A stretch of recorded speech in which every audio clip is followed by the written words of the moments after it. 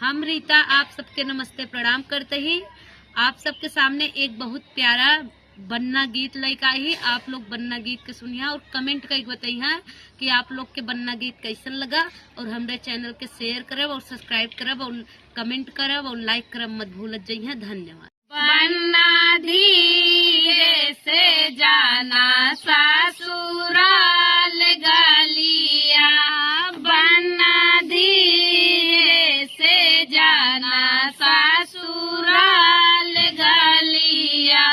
द्वारे पे जाना बन्ना धूम ना मचाना, द्वारे पे जाना बन्ना धूम ना मचाना, बन्ना धीरे से लेना गुलाब कलिया,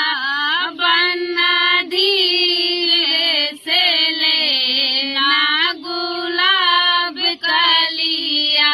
बन्ना धीरे से जाना ससुराल गलिया, बन्ना धीरे से जाना ससुराल गलिया, मंडप में जाना बन्ना धूम ना मचाना,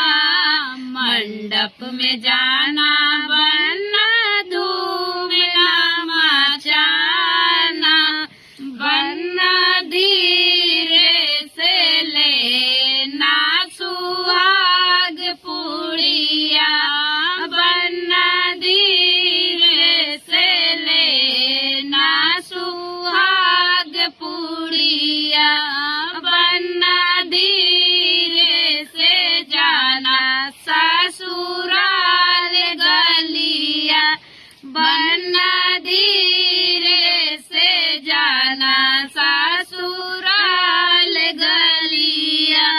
कोहबर में जाना बन्ना धूम ना मचाना, कोहबर में जाना बन्ना धूम ना मचाना, बन्ना धीरे से लेना सुहाग रानिया,